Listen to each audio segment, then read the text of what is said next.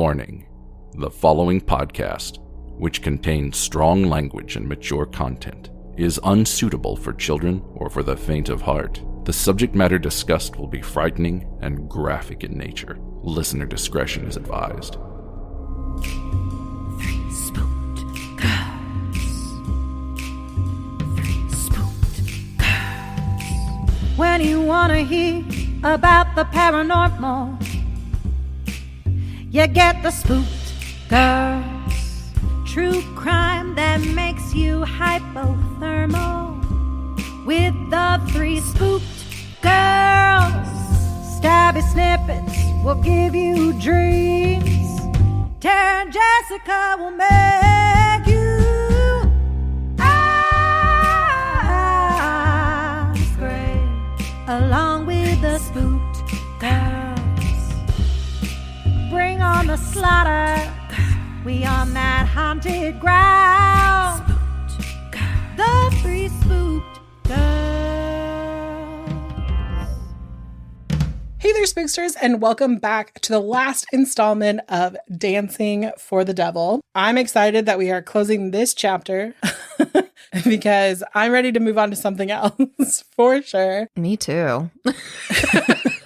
Before we do that, if you want to hang out with us on social media, go join our Facebook group. I'm going to flip in the socials this time. Our Facebook group is called Three Spooked Girls Official. Obviously, it's on Facebook. It is where we do so much stuff and interact on a daily basis. I love the last day of the month, I have this automatic post that goes through and it's about what's your favorite picture of this month. And I love seeing our spooksters' favorite picture because it also makes you sit back and reflect. What was my favorite picture of the month? So if you are looking to connect with like-minded individuals, our Facebook group is the place for you to do that. Again, it's Three Spooked Girls Official. All our other socials, our handle is at Three Spooked Girls. So we're on Facebook, Instagram, Twitter, Threads, all the places, everywhere. If you want to help support the show, you can do so by heading over to patreon.com/3spookedgirl or hit the amazing link tree in the show notes, which will take you to every place that we talk about. For little as $1, you get a bonus episode a month. For the month of June, we learned facts about the U.S. history that we were some of them we were we didn't know this. Some of them were yeah, we learned that in middle school, but some of them were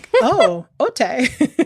And we just do all kinds of other fun things. Also on our Patreon, our $5 and up patrons are getting an exclusive Gypsy Rose recap. It's Gypsy Rose Life After Lockup. Tara's right. Tara posted this, I think last week in the groups or on socials. Mm-hmm. It has been one of the funnest recaps that we've ever done. We get to talk about we've already done the case. We did the act that we did a recap of the show. And now we just kind of get to see where Gypsy is. So if you want that kind of content, go over there. And also we have a giant backlog. So if you are all caught up and you're I need some more Three Spooked Girls, go check it out. Let's dive into this episode. It's Dancing for the Devil, Part 3. It's called Reap What You Sow. It starts off with Priscilla looking for Robert. She's driving around looking for his Porsche. And it kind of gives you a little glimpse of what's going to happen in the episode. And I was girl, don't stalk him. He might kidnap you. That was where my mind went. But we'll learn later why. Because actually she wants to sue him. Right. That part's going to make a lot more sense later. But according to Andrea, who is the reporter from Rolling Stones, she talks about the fact that it's really hard to sue a cult because you're a consenting person, you're a consenting adult. Now I get children, that's called kidnapping if you keep children away from their parents. But if I go join a cult tomorrow, Tara can't be I'm going to sue you, give me my person back, right? Mm-hmm. Because I, as a consenting adult, went and joined something. Andrea's talking about the fact that you can't really sue. So you have to find out what the illegal activity within the cult is, and then take action against that. And this was an interesting thought. When she said this, she's because she said this as if no one has ever said this before. She's controlling a person's day-to-day life isn't illegal. And I was no, it's not. It's called parenting. If you couldn't control someone's day-to-day life, made that illegal, parents would have such a hard time. But as an adult, I do think there should be something around the fact that like if you're an adult and people think you're in danger, there should be some sort of evaluation into that, because we keep seeing that people get manipulated time and time again. And typically it's vulnerable people. Like when you look at Priscilla and Melanie Lee, their dad had abandoned them. Their mom was an alcoholic who would just disappear for weeks at a time. They were ripe for the picking. Mm-hmm. Robert saw them and went, I can completely manipulate them. Oh, yeah, for sure. Yeah, because it's like cults are this weird loophole with law enforcement, because I've even seen people be like, well, they can do well checks. And it's like, well, we saw that with Twin Flame Universe and how great that fucking went. Right. Because, of course, they're brainwashed at that point. So they're going to be like, it's fine. Or be scared of retaliation from Robert because, you know, Robert's freaking psycho. So he definitely would have. So at this point,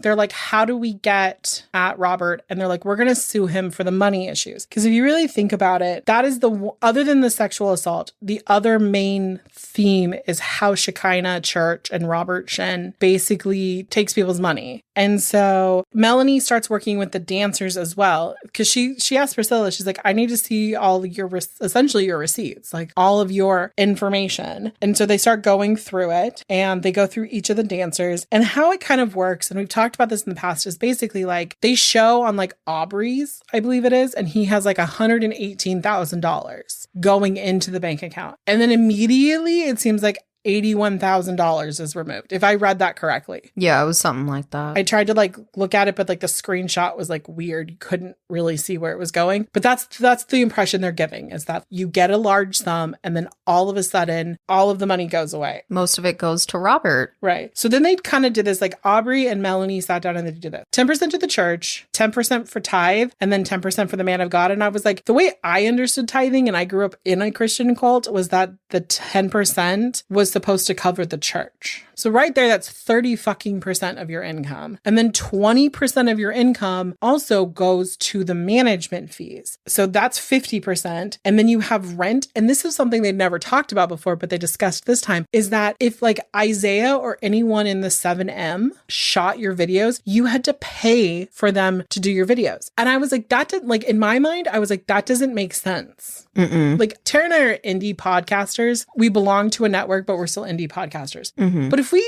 belong to like, I don't know, Spotify would edit our material. Something like that. Like iHeartRadio does that too. Mm-hmm. Like I think if I used to watch like, or listen to like Fake Doctors, Real Friends, they would record it and then just turn it over to iHeartRadio and then they would edit it. So they were basically saying this was like 60 to 70% of their income was going back to the church. And basically what you're believing is, I'm paying rent to one entity. I'm paying my management company this other entity. I'm paying the church this entity. And I'm paying these videographers. But it's all going back to like one place, which is Robert and his family. So basically, when the dancers met Priscilla and heard her story, they were like, the fuck? And so they were like, oh my God, we're so mad. We're going to join your lawsuit. So they all come together. It's Aubrey and Kylie and Kevin. And there's one other, Kalia. Another K name. I'm like, oh no, it's gone. So they all join this like lawsuit together and they're like, okay, we're going to go after him. Well, I mean, their thought process is, we have to stop him from doing this in the future. And I actually really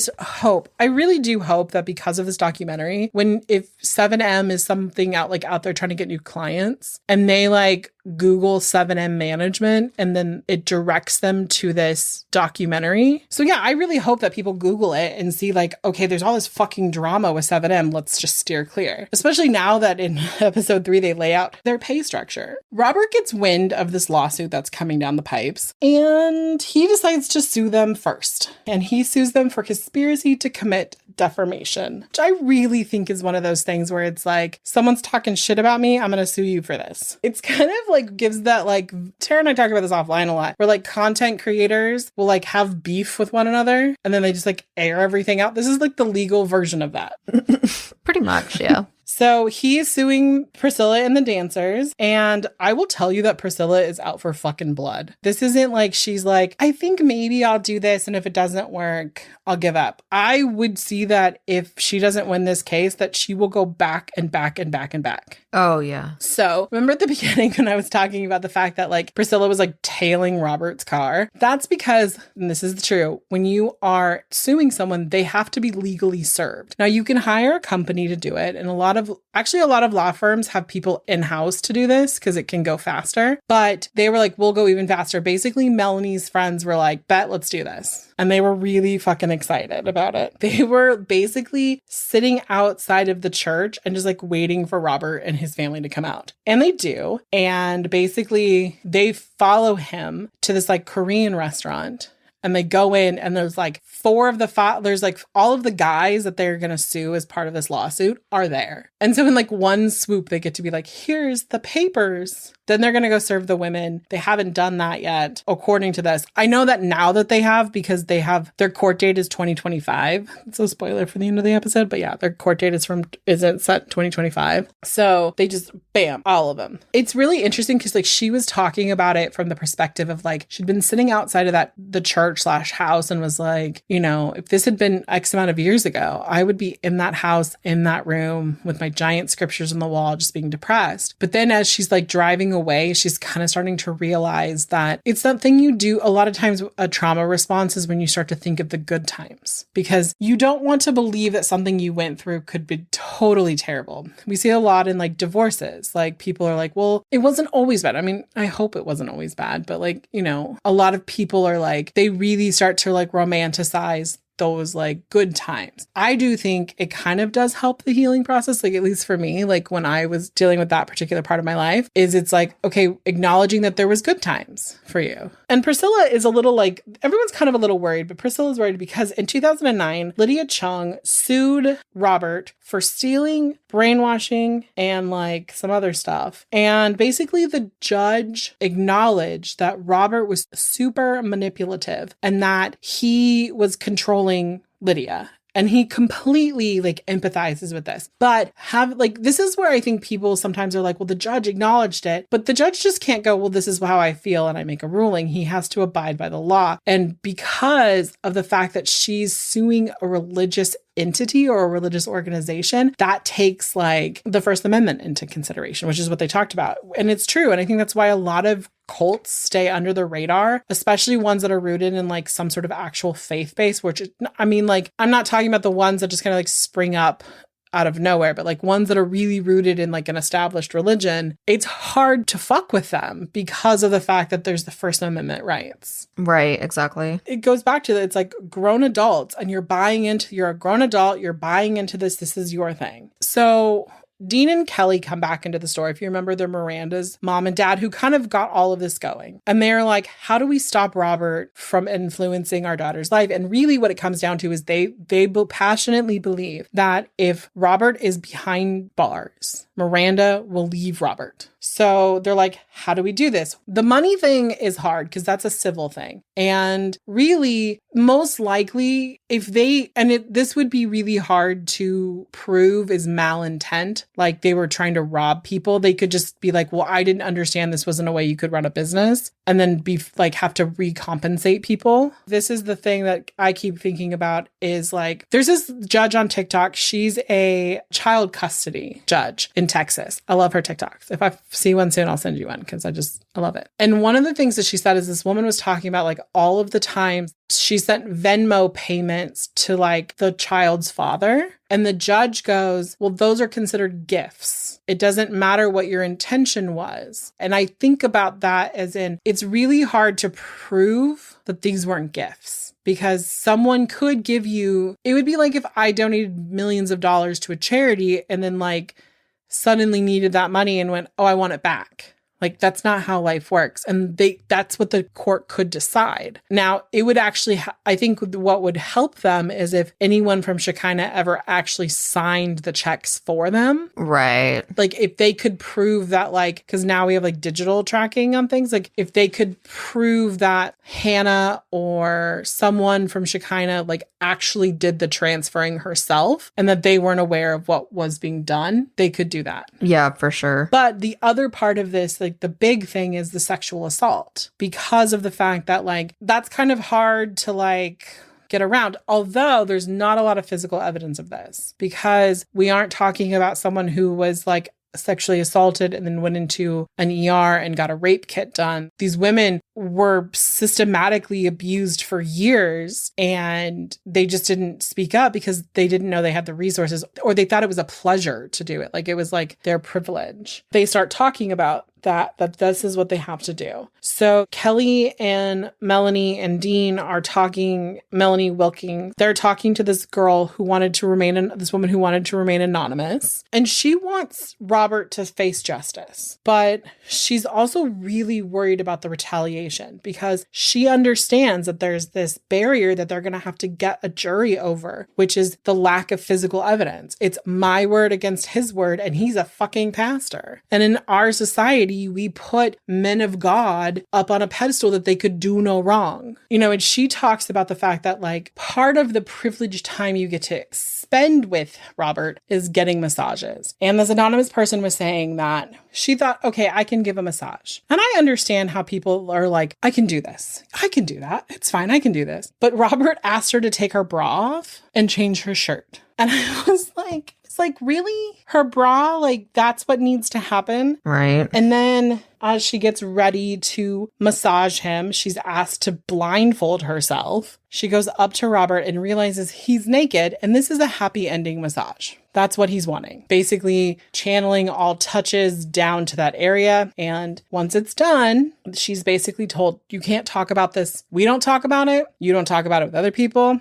This basically didn't happen. Then we kind of hear another story, and that's Kylie's story. And basically she's talking about the fact that one day she was like having really bad back pain. Also, we might have forgotten, I had forgotten this. Robert is a doctor. Right. Mm-hmm. So like she goes to him and she's like, my back is hurting. And she's like, she thought as a man of God, he could heal her. He would like pray for her. Well, what ends up happening is he's like, okay, like I'm going to crack your back. And you know, that's something a lot of people do to each other. So she's like, cool, let's do that. She goes to get her back cracked. And basically he doesn't crack her back. He just spends the whole time kind of fondling her. She's like, this is kind of weird. But in her mind, she's like, maybe that's not what he was meaning to do. Maybe I'm reading into this. Because I think we've all kind of been in that situation where we're like, did this person do this like on purpose? Or am I just reading into this? Because we've been trained, especially as women, to like kind of forgive people for hurting us. Right. Mm-hmm. So I think this was kind of that moment. And she just kind of was like, okay, this was an awkward moment. Also, they do a clip of Robert talking from the pulpit, and he's talking about how God doesn't have a problem with nakedness. And it's so gross because he's like, yeah, like they basically are like frat broing it. Like, yeah,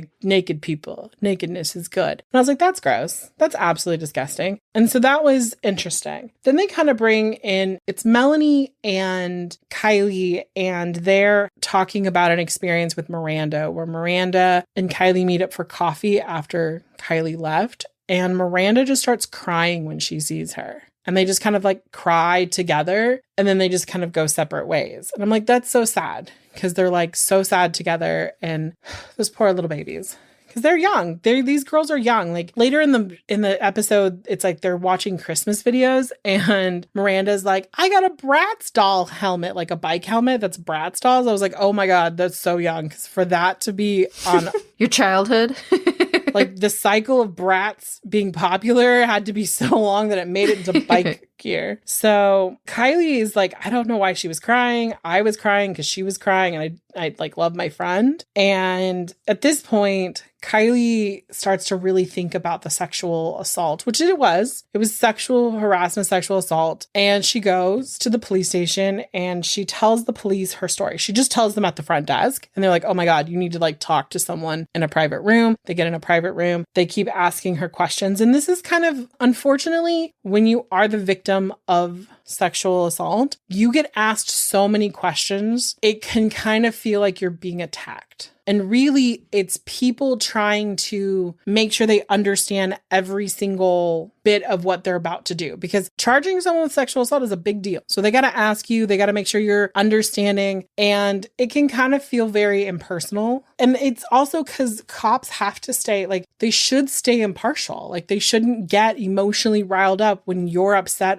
talking about this. They need to stay calm. They need to stay. Now, if someone is getting aggressive and it seems really like pointed at you, that's not good. But it is a lot of questions. And, you know, she felt like there was people just like rotating in and out of the room, and it was really hard for her. And the police say, okay, thank you for coming forward and telling us your story. Unfortunately, we need more stories to kind of go up against this guy. And they tell Kylie, like, if you can get more stories in here, we'll go arrest him on the spot. I'm gonna let you know that doesn't happen. So at this point, this emboldens the anonymous woman to come forward, and she goes to the police and tells the story. And so they're like, okay, you have 2 people. And the police are like, we need more stories. So the producers of this show kind of are like, Priscilla, why haven't you gone forward? And basically it's that she doesn't want to, one, rehash what she went through with a bunch of different people. Like I just mentioned a few minutes ago, you kind of have to answer the same question a million different times. She doesn't want to do that. She also doesn't think it's worth it because she doesn't think Robert will be arrested for it. And so she wants him to pay. And so she's thinking the best way to make that happen is to sue him. At this point, they go into a different part of it where it's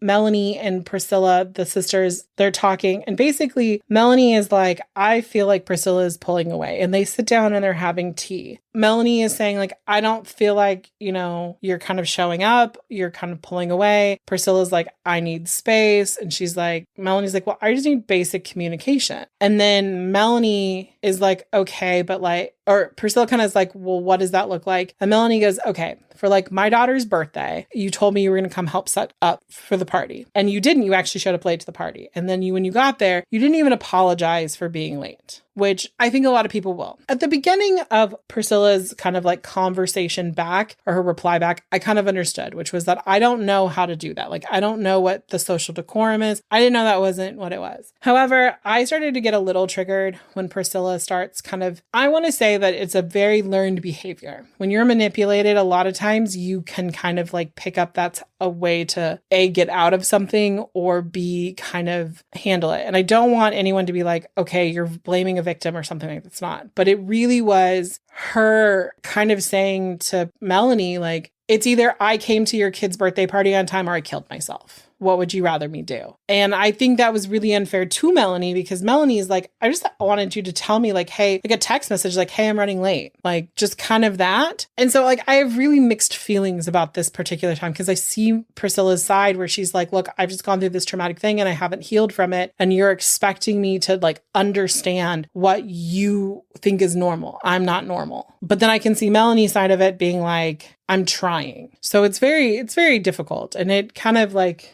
that situation gave me a little anxiety when I watched it. And so one thing that Priscilla says that kind of like hits me is, I think a lot around Priscilla and Melanie's daughter is that Priscilla she does have the realization that her life was stolen from her. And she said, I could have had 4 kids by now. And that you can tell this is something that she wants. She wants a daughter of her own. She wants her own kids. And the statement that she said was, I lost the best years of my life so Robert could have the best years of his. And that is so like impactful to me, because it's kind of like, wow, when you really think about it, that's exactly what happened. Is this man took her life so that he could have a good time. When he was like married and could have had a fulfilling relationship, he chose to seek out other people and ruin their lives for his own gratification. And that is so fucking sick. Something that made me sad is that we find out that Kylie and Aubrey broke up because of this trauma. He was like, I was fucked up from this. And, you know, they were falling apart.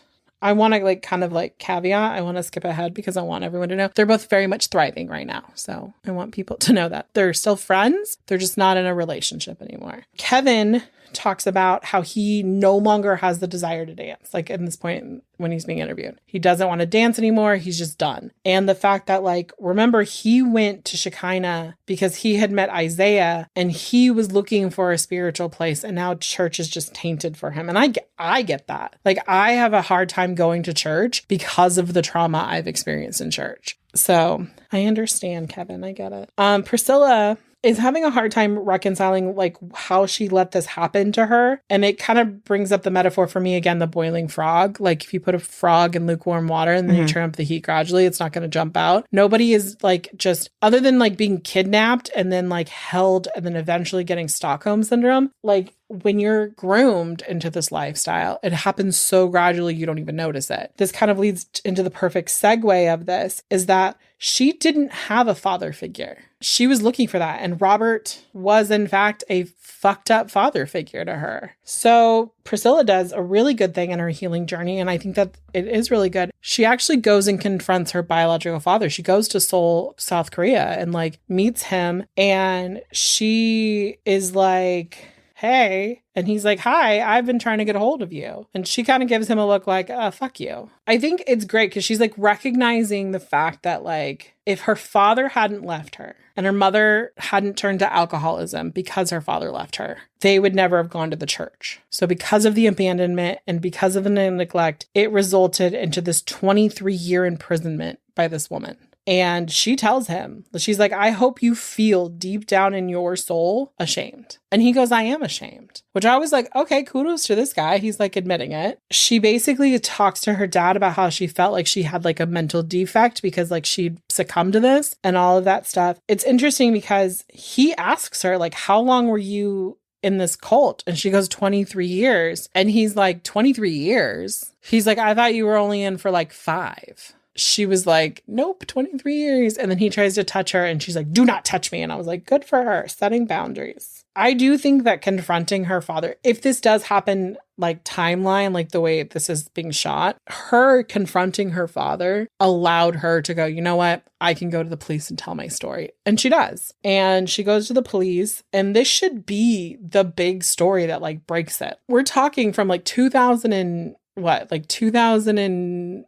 to like 2022, something like that she was being sexually assaulted by this man all of the time, frequently multiple times a week, but the police still don't do anything. They don't arrest him. They just take her story and add it to the collection. As of August of 2023, like I mentioned earlier, Kylie is thriving. She's actually working at a school. She has a dance class that's called like the Mini Volts. And she's like teaching these girls to dance, and it's so empowering. And that's great. And Kevin starts dancing again, and which is good. And Aubrey is like, I'm just going to focus on my career. I'm going to do this on my own. And he has been like, I realize that like I've seen him in things. And so I'm like, cool, he's actually getting out there and doing it all himself. In December of 2023, Robert still hasn't been arrested. And it's basically having to prove the coercion. Like, how do you prove that this man coerced you into a non-consensual sexual relationship?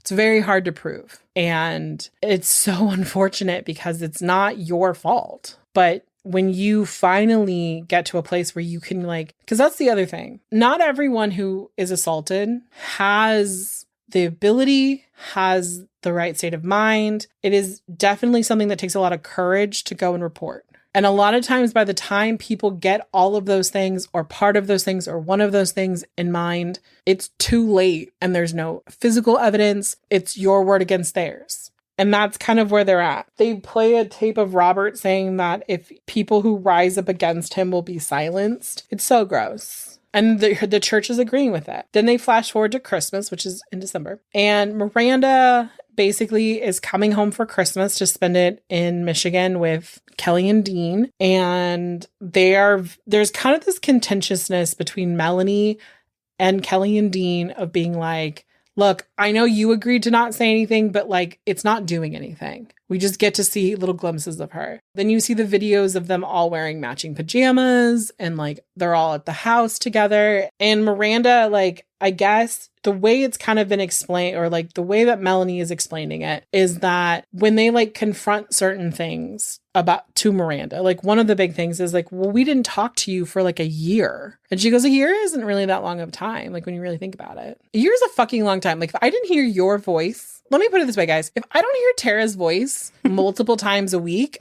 I will literally go into a depression hole and not come out. Yeah. Like sometimes we just have to hear each other's voice. Like I'm saying this, like you're not my blood sister, but you're my sister. If I didn't hear your voice for like more than 48 hours or talk to you for that long, I would be destroying the world. For sure. For sure. And I get like Miranda has probably been like told a year isn't a long time. Like when you really think about it, you're like 20 something years old. You've lived a lot of years. And Melanie has kind of come to the conclusion, like, look, you've done all this trauma to our family. So she's taken like a hard line. And I love the kind of like the conversation that like Melanie's fiance kind of has with her. It's not like on, like we don't see it, but like Melanie recaps it. It's basically, he's like, look, she's done all this to you. Don't let her steal the joy of your wedding day. Don't think like, oh, because she's like, what if I don't make her my maid of honor? Like making her my maid of honor is rewarding bad behavior. But if I don't make her my maid of honor, what happens when we reconcile and we're back together and I regret it? Girl, you're not going to regret it as hard as you think. Trust me. Thought that about inviting my older brother. Like, will I regret one day waking up and being like, I didn't invite him? Nope. No. You're inviting her. She's just not your maid of honor. And that also sets a tone when she goes, why am I not your maid of honor? Be like, bitch, I didn't even know you got married. I found out on social media. So like you got invited to mine. I have one up to you. They kind of like run through everyone at this point. So like Kylie, she's really proud of herself. She's like figured out who she is. She's got her mini volts. It's so cute. They have a TikTok. They're all adorable. She's like teaching like big classes, like social, like I think of like the fitness marshal, like how he'll go and travel and do things like that. She's doing that too.